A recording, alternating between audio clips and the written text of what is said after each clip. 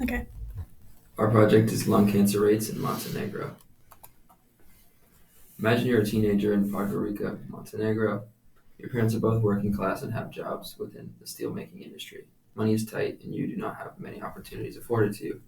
You often see both your parents smoking, and many of your peers smoke as well. You think you might as well start. You're tangentially aware of lung cancer, but you do not know all of the intricacies of it and what risk you will have growing up in this area. The cause of lung cancer is from smoking and secondhand smoke, and smoking is very prevalent, so it's very hard to avoid. And a tumor builds up in the lungs, and the cells multiply, causing cancerous cells to move through the bloodstream. And there are two different types, invasive and infiltrating, and they develop in the epithelial cells that line the lungs. And once they're damaged, the airways cannot perform their main task, which are unable to protect the airways, absorbing food and nutrients, and chromosomal alterations. In Montenegro, around 30% of all adults smoke daily, with an increase of 52% expected in the next 10 years. Even with government efforts, smoking rates are difficult to slow down due to smoking becoming the normal in Montenegro. The mortality rate of the world has decreased by 20% worldwide, but it has not decreased in Montenegro due to no access to healthcare and early stage screenings. One of the highest rates of lung cancers in all of Europe is in Montenegro, while in 2015, around 5.5% of all deaths worldwide were lung cancer, but in Montenegro is up to 22.92%. Air pollution also is a worldwide cause that causes 14% of all lung cancer cases, and more than half of all cases are not diagnosed till later stages of lung cancer. By looking at the population, the total population in Montenegro is 633,552 people. To narrow it down by the age, there are people from 0 to 14 years old that holds 70% of piece of the whole population. By looking at the age between 50 and 64, they hold the largest percentage piece of the total population, which is 65%. And lastly, there are 18% of people who are 65 or older in Montenegro. So from here, we can take that Montenegro is an under aging population trend.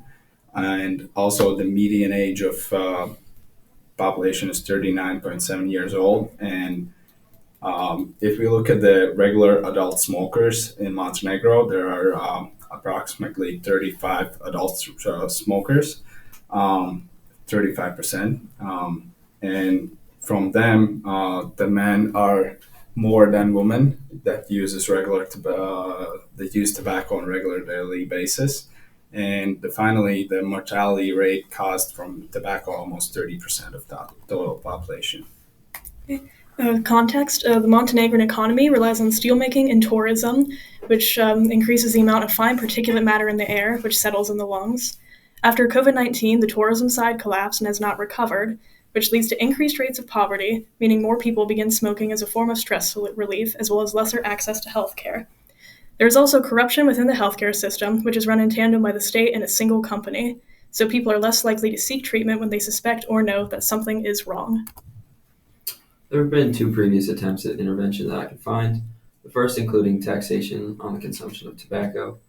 However, this taxation was at a rate that was far too low to impact people's purchasing. The second was a form of treatment called immunotherapy that Montenegro initiated as a way to combat these high cancer rates.